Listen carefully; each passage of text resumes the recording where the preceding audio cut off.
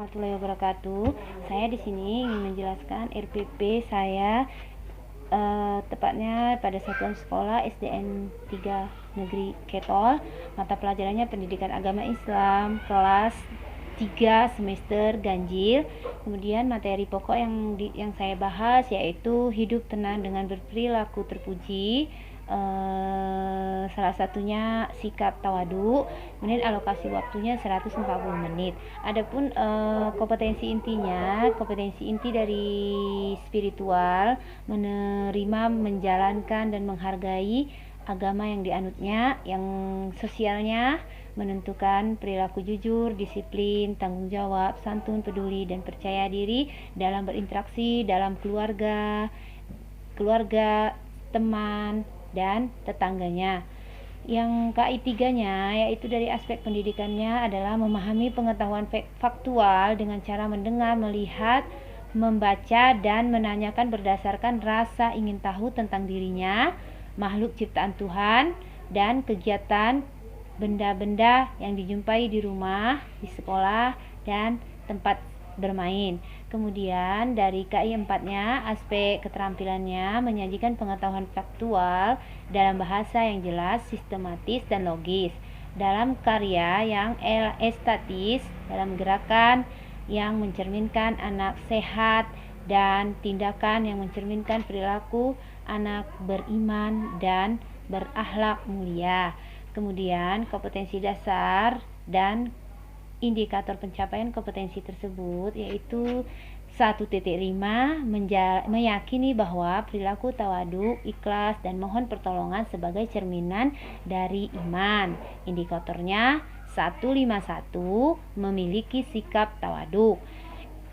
Kompetensi dasar yang 2,5 menunjukkan perilaku tawaduk, ikhlas, dan mohon pertolongan. Indikatornya 251 menunjukkan perilaku demokratis sebagai implementasi sikap tawaduk dalam sehari-hari. Yang KD ketiganya tentang pengetahuannya tadi memahami perilaku tawaduk, ikhlas, dan mohon pertolongan. Indikatornya 3.5.1 menyebutkan arti tawaduk. 352 menjelaskan sikap tawaduk. Yang keempat, KD keempat yaitu 4.5 mencontohkan perilaku tawaduk, ikhlas, dan mohon pertolongan. Indikatornya 451 menunjukkan sikap tawaduk. Yang kedua 45.2 mencontohkan sikap tawaduk. Yang ketiga 4.5.3 mendemonstrasikan sikap tawaduk. Kemudian tujuan daripada pembelajarannya yaitu setelah selesai melaksanakan berbagai aktivitas dan pembelajaran dengan pendekatan scientific, model discovery learning, dan metode ceramah, tanya jawab, dan diskusi, diharapkan siswa mampu menjelaskan pengertian arti tawaduk, menemukan contoh-contoh sikap tawaduk, menemukan manfaat dari orang yang bersifat tawaduk, merincikan ciri-ciri sikap tawaduk, sehingga dapat mengimplementasikan sikap tawaduk dalam kehidupan sehari-hari. Ada materi pembelajarannya, pengertian tawaduk, contoh tawaduk, manfaat orang yang bersikap tawaduk, ciri-ciri sikap tawaduk.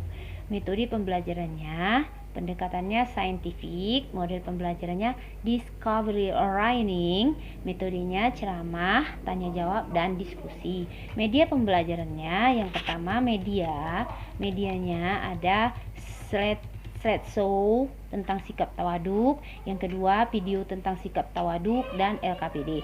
Kemudian alat atau bahannya ada laptop, infocus, spidol, dan penghapus.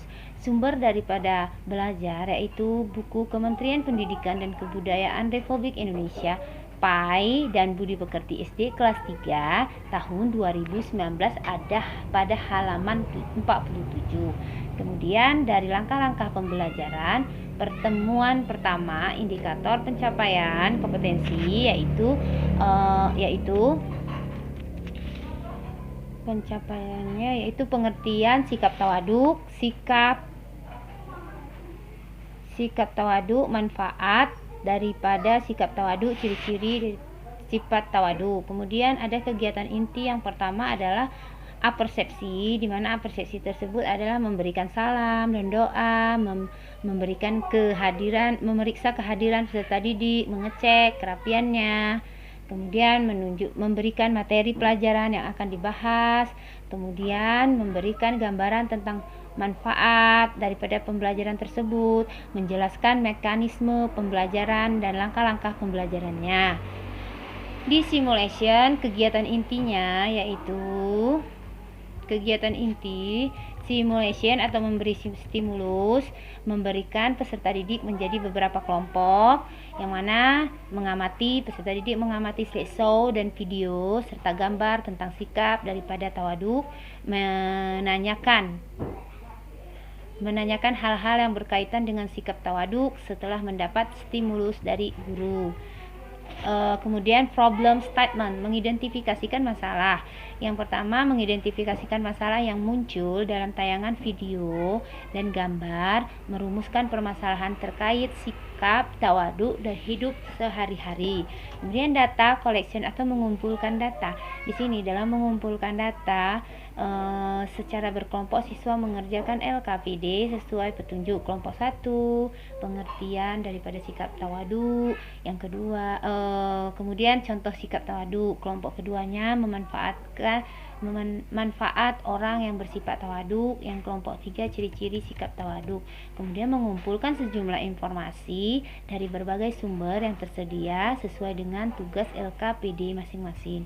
Kemudian ada data processing, yaitu mengolah data. Dalam mengolah data tersebut ada mengasosiasikan yaitu mendiskusikan sejumlah informasi yang telah dikumpulkan oleh peserta didik melalui LKPD tersebut, yaitu menganalisis hasil diskusi dan kelompok, merumuskan hasil diskusi di lembaran yang tersedia di LKPD dan menuliskan hasil diskusi dalam karton manila.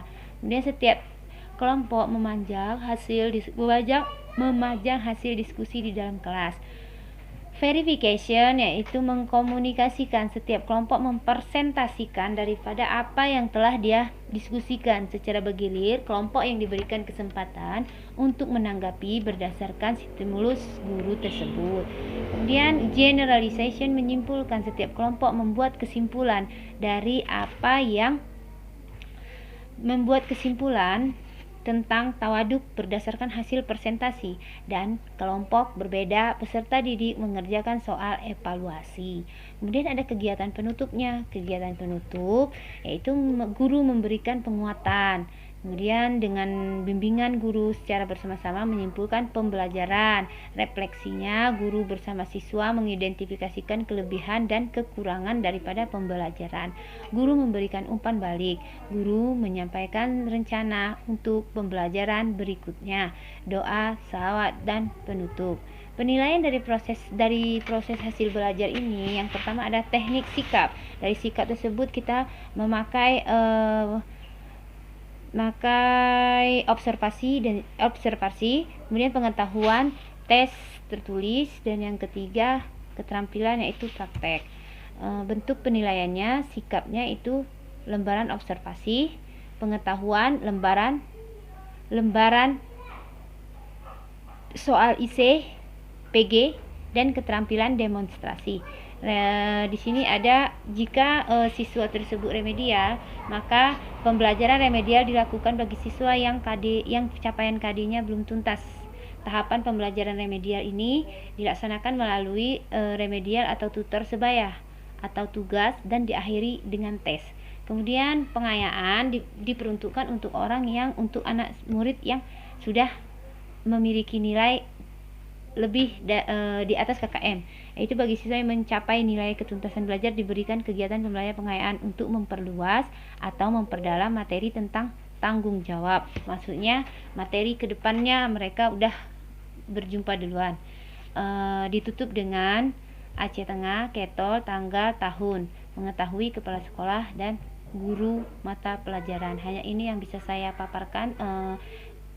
RPP saya mengucapkan wabillahi taufiq wal hidayah. Assalamualaikum warahmatullahi wabarakatuh.